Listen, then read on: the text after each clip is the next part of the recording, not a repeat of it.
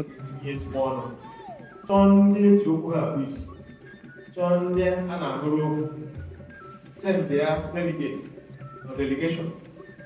ka ụmụ na ya nwee ezigbo mkparịta ka ahụ mgbe ọ dị a kwụsịrị ụdị obodo ahụ Oriakụ Obi onye ga-eje na ChatGPT ọ na-asụ Igbo kama ma ọ na-asụ ehihie ime ka nke bekee maka na ihe chatbot niile ji arụ ọrụ chatbot niile ha ji arụ ọrụ kedu asụsụ ole ahụ dị n'ịntanetị ebe onye ọbụla dere ihe tinye n'ịntanetị o nwere ihe eju ChatGPT na-ejebe ọbụla ọdụbe gị tinye so iche kịta anụma si ya nye iru ise n'asụsụ Igbo ọ ga-ekwutere ya iru ise mana ihe ga-emesi bụ na mgbe ị gwara ya ị ga-ahụ na ọ gaghị atọtụ ụtọ ka nke anụma anyị na-agụ ụfọ ka anyị na-asụ ugbu a mana ọ ga-ekwutere ya ihe wee na-agwa anyị usoro ihe eji eme ihe ọmụmụ na ihe nkụzi a ndị ọzọ na mahadum dị iche iche na-eme ihe ọmụmụ n'asụsụ Igbo ma ọ bụ College of Education ma ọ bụ Polytechnic ha nwee webụsaịtị ebe ha ga-etinye ihe ha bịara mana ọ bụrụ na ime webụsaịtị ọrụ ga departmental journals a na-eme upload online the moment you upload it ChatGPT can pick it and I got ihe name ihe ọ bụrụ na ị mere n'Igbo enweghị isi wee tinye online ọ kpara ala n'Igbo nke a na-ede na Facebook nke a na-ede na WhatsApp let us continue writing the more words o nwetara the more ọ ya na-ewepụtara anyị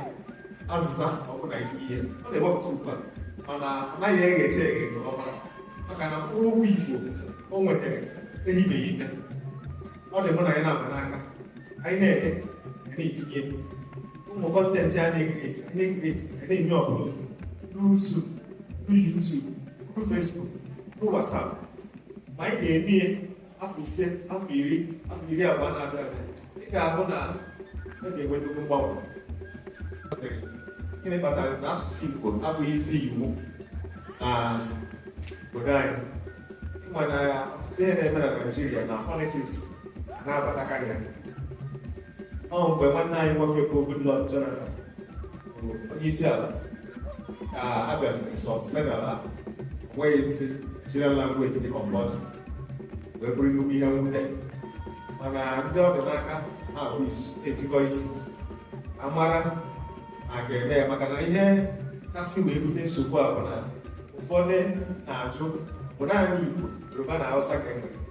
kedu maka asụsụ nke ha kedu maka nke a kedu maka efi kedu maka ichekiri kedu maka ikike abịazịa ka na-abagide ha jee bụ asụsụ ndị ọzọ na o nwesịrị ihe a na-akpọ 9 satellite Nigerian languages kwezi naanị 3 major ones mesịa nke a na-akpọ 9 satellite Nigerian languages anyị ga-ahụ na ọ na-amasị ị ga-ahụ ibibi ebe ahụ ị ga-ahụ efi ị ga-ahụ kadori na ndị ọzọ ọ bụrụ na ejikwasị ha nke ọma eji m n'aka na oge na-abịa na-enwekwara ike weghachitekwa ya bụ maka na ọ dị oke ọ bụrụgodu ịbụ onye Igbo mana ibi Lagos bụrụ na ị maghị asụ Igbo mara asụ Igbo enweghị nke asụ maka na ọ dịghị mma na mmadụ anyị ga na-asụ Naịjirịa mana iji olu ndị ọzọ na-ekwu okwu unu ga-ahụ na ya etolu ịza the country when we speak in another man's tongue ana m ha abụ ndị Niger Republic na-achọ ka ha mezie ka Hausa bụrụ their official language mụ na oge na ndị eme ya ọ ga-ahụ na Hausa